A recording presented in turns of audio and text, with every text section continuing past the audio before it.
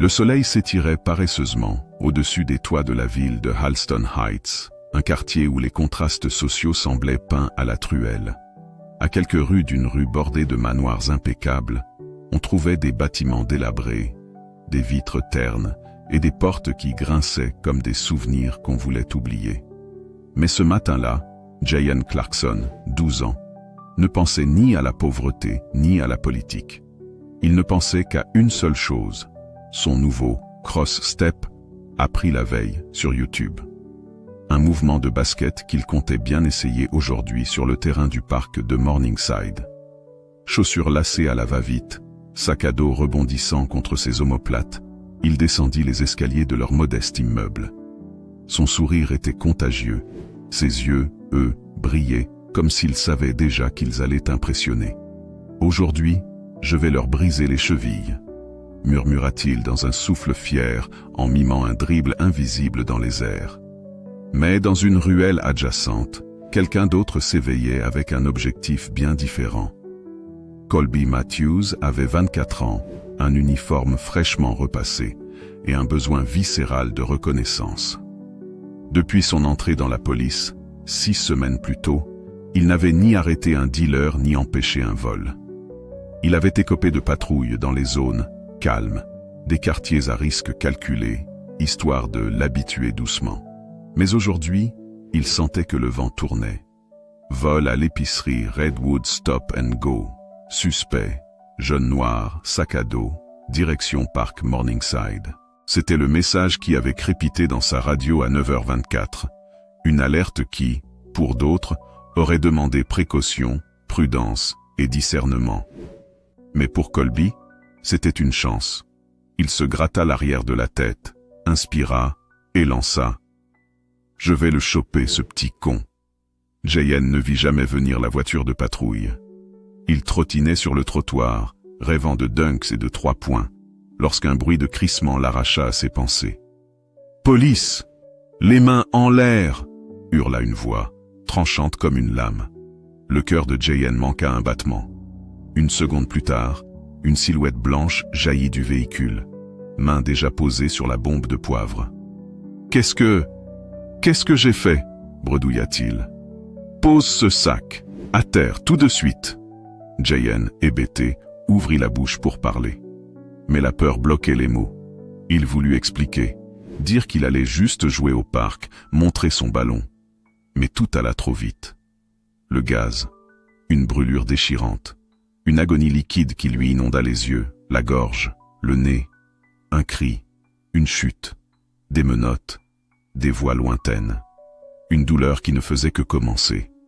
Menotté, aveuglé, suffocant, Jayan fut jeté à l'arrière du véhicule, comme un paquet de linge sale. Les sirènes n'étaient pas allumées. Il n'y avait que le silence et la douleur. « Pourquoi vous faites ça ?»« J'ai rien fait », réussit-il à articuler. Colby Matthews resta de marbre, regard figé sur la route. « Tu sais très bien ce que t'as fait. Tu joues au plus malin. Pas avec moi. » Ce que Colby ne savait pas, c'est que chaque mètre qu'il parcourait avec le jeune garçon à l'arrière de son véhicule l'éloignait du monde qu'il connaissait. Il venait d'ouvrir une porte qu'il ne pourrait plus refermer. Au poste de police du district 18, personne ne connaissait Jayan. Pas encore. Il fut conduit sans soin à travers les couloirs. Certains agents tournèrent à la tête, d'autres haussèrent les épaules. Un enfant noir arrêté? Une routine de plus, malheureusement. Mais à un étage plus haut, dans un bureau vitré surplombant le poste comme un nid de corbeaux, une agente vétéran leva les yeux de son écran lorsqu'un bruit de pas pressés résonna dans le couloir. Agente Miriam Parker fronça les sourcils. Elle connaissait cette démarche, ce ton de voix, ce regard trop tendu de Colby Matthews. Encore un excès de zèle, pensa-t-elle. Elle jeta un œil à travers la vitre. Elle vit un enfant, et dans ses yeux rougis par le gaz, elle lut quelque chose que Colby n'avait pas vu, l'innocence. Jayan fut poussé dans une salle aux murs gris, glacial et impersonnel. Une table, 2 chaises, une caméra éteinte. Colby Matthews ferma la porte. Il s'assit, croisa les bras. « Tu veux avouer maintenant, ou tu préfères qu'on appelle ta mère ?» J'ai pas de mère, murmura Jayen, la voix éteinte. Colby tiqua. Il n'aimait pas les enfants trop calmes. Ça lui rappelait ceux qui savaient mentir.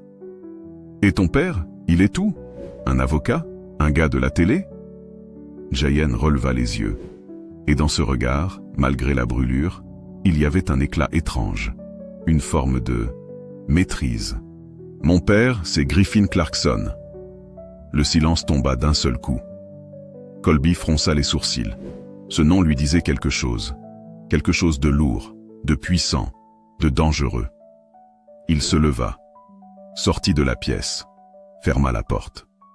Dans le couloir, une voix l'attendait déjà. Tu viens d'arrêter le fils du directeur général de la sécurité publique. Colby se retourna. L'agent Parker le regardait, bras croisés, visage durci par une colère froide. Tu viens de pulvériser du gaz au poivre sur le fils de l'homme qui commande l'ensemble des districts de police de l'État. Et dans cette phrase, Colby Matthews sentit sa carrière commencer à s'effondrer. Le nom Griffin Clarkson résonnait dans la tête de Colby Matthews comme un écho maudit. Il l'avait déjà entendu, bien sûr. Tout le monde dans la police connaissait ce nom. Griffin Clarkson n'était pas simplement un chef de district. C'était le directeur de la sécurité publique de l'État, l'homme qui supervisait chaque commissariat, chaque brigade, du SWAT aux unités anticorruption. Un ancien militaire, décoré, incorruptible, dont le regard suffisait à faire baisser les yeux aux lieutenants les plus aguerris. Et il venait d'arrêter son fils. Colby, blême, sentit ses genoux faiblir. Il s'appuya au mur. Il pensa un instant à fuir. Mais comment fuir une erreur pareille? Un enfant gazé, une fausse accusation, aucune preuve. Et le fils de Clarkson? Il balbutia. Je savais pas. Agent Parker ne cligna pas des yeux. Et tu crois que ça excuse quelque chose? Dans la salle d'interrogatoire, Jayen restait assis, les mains menottées, posées sur ses cuisses, la tête penchée. La douleur de ses yeux avait diminué, remplacée par une sensation plus terrible, celle d'être devenu transparent. Chaque minute passée ici, chaque seconde sans être crue, lui prouvait une chose. Son nom ne le protégeait pas. Ce n'est pas ce qu'il était, mais ce qu'on voyait de lui, qui dictait son sort. La porte s'ouvrit brusquement. Un homme entra. Grand, la cinquantaine, cheveux poivre et sel, regard d'acier. Il ne portait pas d'uniforme, mais une veste civile qui trahissait son grade. Il s'arrêta. Jayen Clarkson. Jayen leva les yeux. Une ombre d'espoir traversa son visage. Oui, monsieur. Je suis lieutenant Marshall Reynolds. Rince-toi les yeux avec ça. Il lui tendit une bouteille d'eau, puis détacha les menottes. Jayen, encore tremblant, obéit. L'eau était tiède mais soulageante. Il cligna plusieurs fois des paupières. Reynolds resta silencieux. Puis il dit « Ton père est déjà en route. » Quand Griffin Clarkson entra dans le commissariat du district 18, le silence fut presque religieux. Ce n'était pas seulement sa stature imposante ou son uniforme parfaitement ajusté. C'était la légende qu'il portait derrière lui. Celle d'un homme qui avait une fois arrêté un juge corrompu, d'un père qui avait élevé seul son fils après la mort tragique de sa femme, et d'un policier qui croyait que la justice devait être plus forte que la peur. Il passa le poste d'accueil sans un mot. Les regards s'écartèrent comme une mer en furie. Il connaissait les couloirs, il connaissait les gens. Mais ce matin-là, il ne reconnaissait plus sa propre ville. Dans la salle, il vit son fils. Visage rougi, poignets marqués, sac éventré au sol. Il ne dit rien. Il s'agenouilla simplement et le serra contre lui. Jayen éclata en sanglots. « Papa, je suis là, fiston. » Dans le bureau du capitaine, Colby Matthews fut convoqué sans préavis. Il attendait debout, mains jointes, comme un enfant pris en faute. Griffin Clarkson entra, suivi de Reynolds. Le capitaine Roberts tenta de dire quelque chose, mais Clarkson leva la main. « Agent Matthews, vous avez pulvérisé du gaz sur un enfant de 12 ans sans sommation. Vous l'avez accusé sans preuve. Vous avez ignoré les procédures. Vous avez même refusé les soins de premier secours. Est-ce que vous niez ces faits ?» Colby baissa les yeux. Non, monsieur. Est-ce que vous saviez qu'il était mon fils? Non, monsieur. Et si ce n'était pas mon fils, est-ce qu'il aurait passé la nuit ici, accusé à tort? Colby hésita. Griffin Clarkson frappa la table de la paume. Répondez. Oui, monsieur. Un silence. Puis Clarkson dit calmement. Ce que vous avez fait aujourd'hui est exactement ce que ce métier ne doit jamais devenir. Un instrument de peur. Une menace pour l'innocent. Puis il se tourna vers Roberts. Je veux une suspension immédiate, sans solde, suivie d'une enquête interne. Et je veux que chaque agent de ce district suive une formation complète sur les biais implicites, la procédure et les violences disproportionnées. Colby Matthews ne dormait pas. Dans son petit appartement mal éclairé, il faisait les 100 pas, relisant sans fin la note de suspension. Suspendu de toute fonction policière. Accès interdit aux dossiers internes. Enquête ouverte. Il avait reçu des menaces de mort, des insultes, mais aussi, plus sourdement, des soutiens. Un message sur son téléphone disait « T'as juste fait ce qu'on t'a appris. Il te lâche maintenant, mais t'étais pas seul. » Et c'est là que Colby commença à se poser la vraie question. Et si le problème n'était pas moi? Et si on m'avait formaté pour ça? Pendant ce temps, Jayan Clarkson fut convoqué par un comité des droits civiques. Il devait raconter, expliquer, poser des mots sur ce qu'il avait vécu. Dans la grande salle, il vit une foule de visages, certains compatissants, d'autres méfiants, des caméras, des micros, mais surtout des regards. Il inspira, sa voix tremblait. J'allais au parc, j'avais juste un ballon et un sandwich. Il a dit que je correspondais à une description, et il n'a pas cherché plus loin. Il vous a parlé de vos droits? Non, il m'a dit de me taire. Il a dit, vous avez toujours une excuse, comme si j'étais déjà coupable. Et quand vous lui avez dit qui était votre père, Jayan déglutit. Il m'a pas cru. Il a dit que ça changerait rien. La salle resta figée. Un homme se leva. C'était le révérend Marcus Hale, figure influente du mouvement Justice pour tous. Ce garçon ne parle pas seulement pour lui-même. Il parle pour tous les enfants qu'on arrête avant même qu'ils aient parlé. Dans l'ombre d'une ruelle, un groupe d'hommes échangeait à voix basse. Tous étaient en civil, mais sous leurs vestes, certains portaient encore leurs plaques de police. L'un d'eux murmura « Clarkson va trop loin. Il veut nettoyer un système dont il est devenu le symbole. » Tu crois qu'il est intouchable?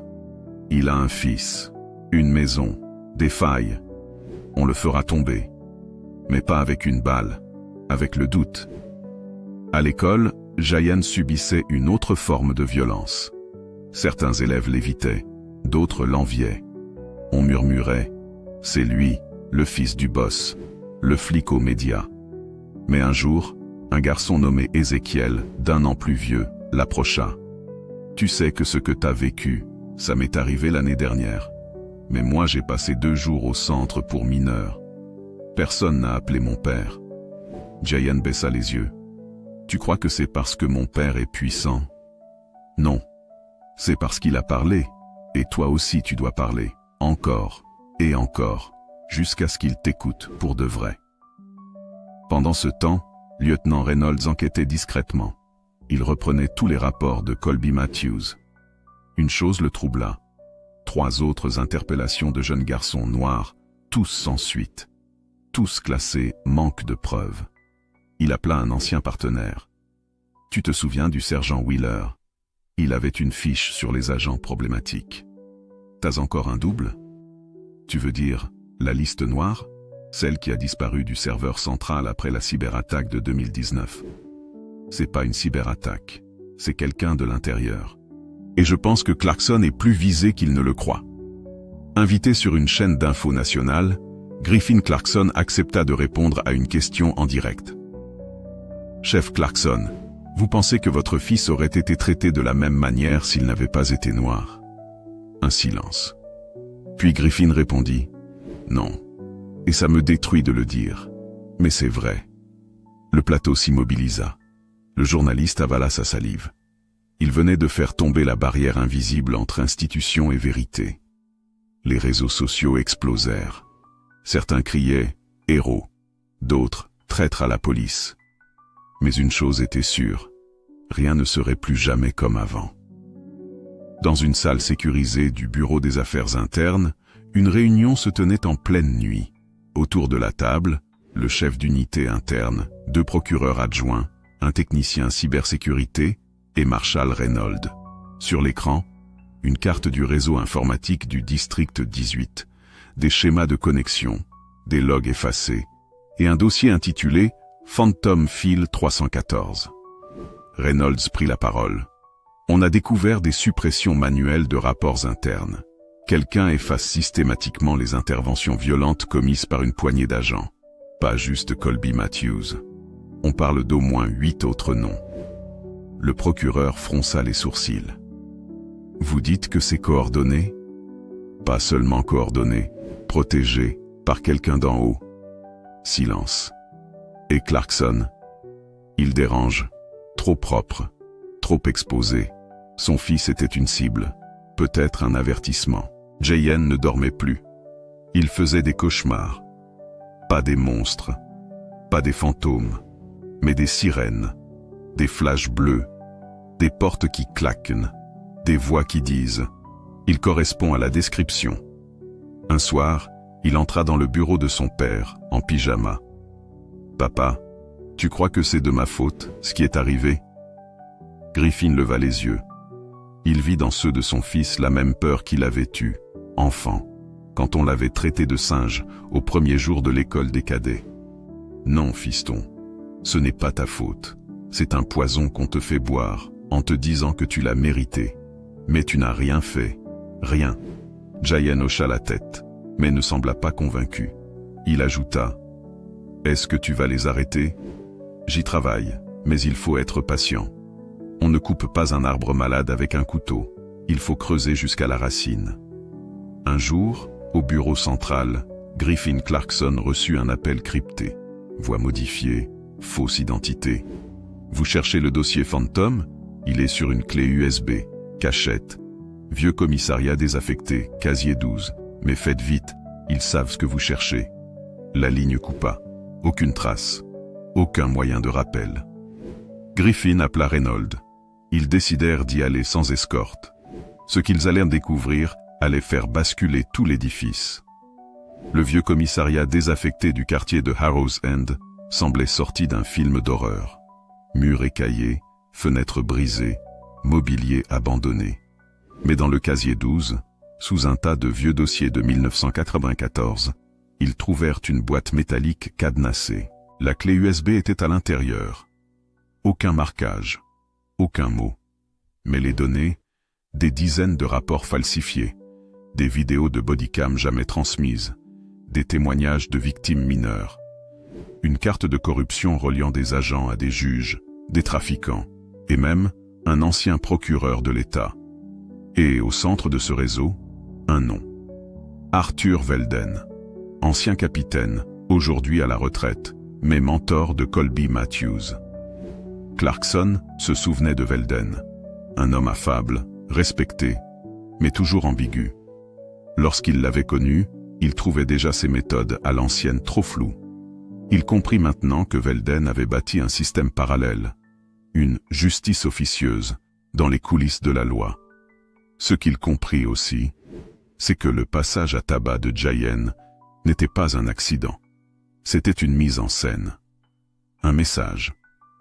À l'école, Jayen devint un symbole, mais aussi une cible. Certains professeurs l'évitaient, d'autres le traitaient comme une star. Aucun ne le traitait normalement. Il se lia d'amitié avec Ézéchiel, le garçon qui lui avait confié une histoire similaire. Ensemble, ils créèrent un petit groupe dans la bibliothèque. Les Invisibles. Des ados victimes d'injustice, harcèlement, profilage, silence. Ils écrivaient, filmaient, témoignaient, et bientôt, ils publièrent une vidéo virale. Jayen, face caméra. « Je ne suis pas un voleur, je suis un enfant. Et j'ai eu peur, pas parce que j'étais coupable, mais parce qu'on m'a regardé comme si je l'étais. » Des millions de vues en 48 heures. Le soir même, Griffin trouva sur le pare-brise de sa voiture une balle. Posée, nette, pas tirée. Accompagnée d'un mot, « Tu ne gagneras pas ». Certains serpents sont faits pour survivre à la lumière. Mais ce qu'il ne savait pas, c'est que Clarkson n'était plus seul. Le département fédéral entrait désormais dans l'enquête, et le passé allait enfin parler. Au petit matin, dans un bunker discret de la division fédérale des enquêtes internes, les écrans affichaient un plan. Opération Phantom, objectif. Faire tomber le réseau Velden, ce groupe de policiers, juges et fonctionnaires corrompus, utilisant le racisme institutionnel et la peur pour masquer une véritable économie parallèle basée sur les arrestations ciblées, les détournements de fonds et les manipulations de preuves.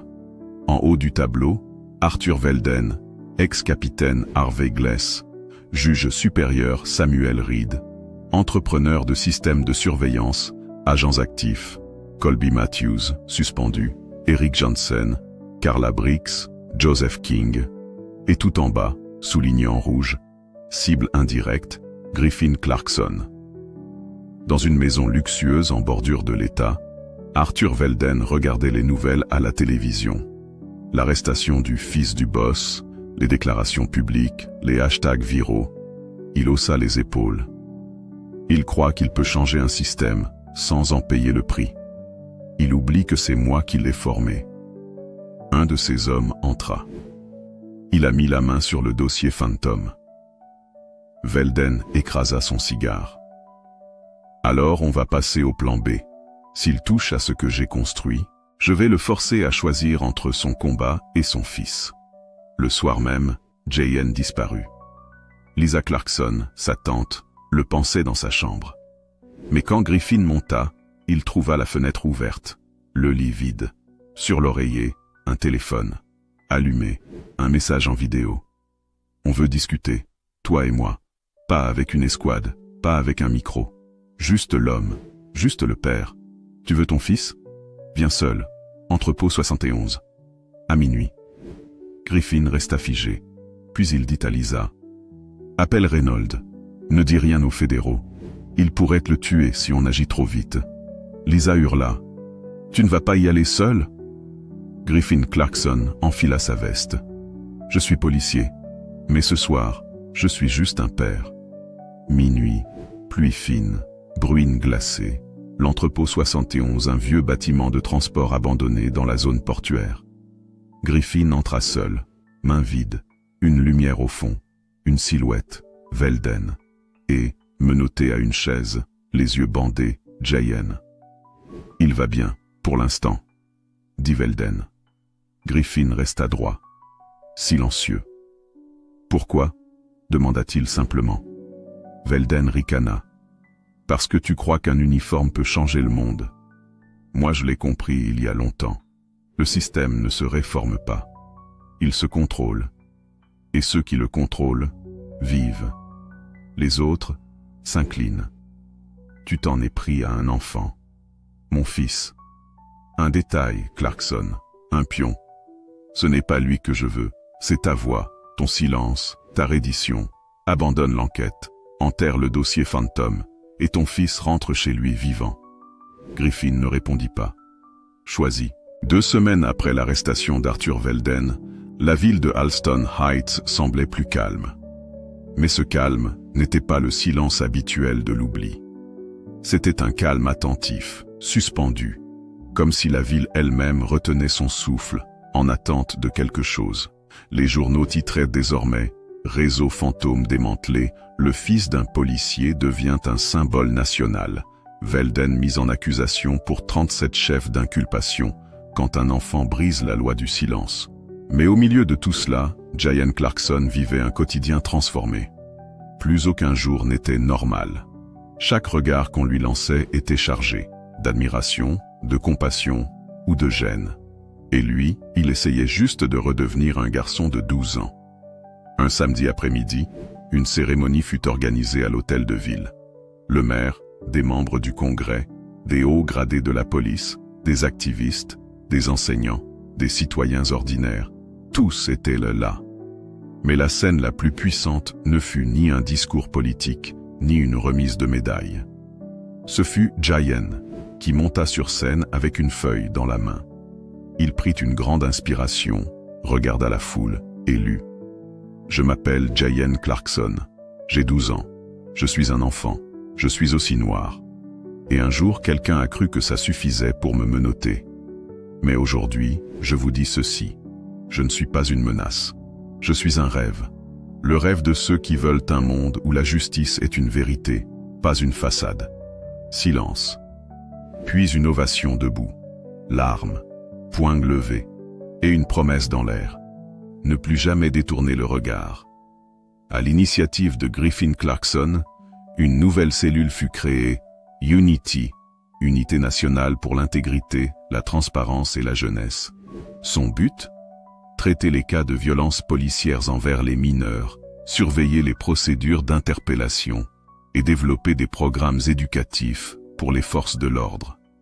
Jayen y fut associé, en tant que porte-parole junior, pas comme une mascotte, mais comme une voix. Il n'était plus une victime. Il était devenu un témoin vivant. Le procès d'Arthur Velden attira les regards du pays entier. L'homme, assis sur le banc des accusés, n'avait plus rien du mentor froid et sûr de lui. Il était vieux, usé. Et pourtant, il gardait cette flamme étrange dans les yeux. Quand le juge lui demanda s'il voulait s'exprimer, il dit simplement « J'ai bâti un système pour protéger les miens. J'ai oublié que les miens, c'étaient tous les citoyens. Je mérite ce qui vient. » Il fut condamné à 38 ans de réclusion. Colby, lui, accepta un accord judiciaire. Il coopéra intégralement avec l'enquête fédérale, suivit une thérapie intensive, participa à des conférences dans des écoles, où il racontait ce qu'il avait fait. Il ne se donna jamais le rôle de victime. Il disait simplement « J'ai été le bras d'un système malade, mais je refuse d'en être le fantôme. » De retour à l'école, Jayen et Ezekiel fondèrent officiellement leur club, Les Invisibles, comme un groupe d'expression citoyenne. Leurs podcasts, vidéos, tribunes attirèrent l'attention nationale. Un an plus tard, ils furent invités à Washington pour présenter leurs idées au Sénat dans un comité sur la réforme des pratiques policières. Jayen, à 13 ans, regarda la salle bondée et dit « Quand j'ai été arrêté, je pensais être seul, mais je ne l'étais pas. Chaque enfant qu'on arrête pour sa couleur, son accent ou son quartier est une voix étouffée. Moi, on m'a donné une tribune, alors je parle pour eux. » Un soir, à la maison, Jayen trouva une enveloppe sur son lit. Pas de timbre, pas de signature. À l'intérieur, une lettre manuscrite. « Tu as réveillé des consciences, petit. Tu n'as pas tout réparé, mais tu as cassé le silence. Et dans ce pays, c'est déjà une révolution. Continue. » Un frère de l'ombre. Halston Heights avait changé. Pas totalement, pas magiquement. Mais dans les rues, les policiers saluaient désormais les enfants. Les caméras étaient bien visibles. Les formations régulières. Et surtout, le nom de Jayen Clarkson n'était plus associé à un scandale. Il était devenu un symbole de justice éveillée. Et Griffin Clarkson, sur son bureau, garda une photo. Pas de son fils en uniforme, mais de lui, sourire aux lèvres, ballon de basket à la main. Parce que malgré tout ce qu'il avait traversé, Jayen était resté un enfant. Et c'était la plus belle des victoires. Merci d'avoir suivi cette histoire jusqu'à la fin. L'éclate sous le masque n'est pas seulement un récit de violence policière ou d'injustice raciale.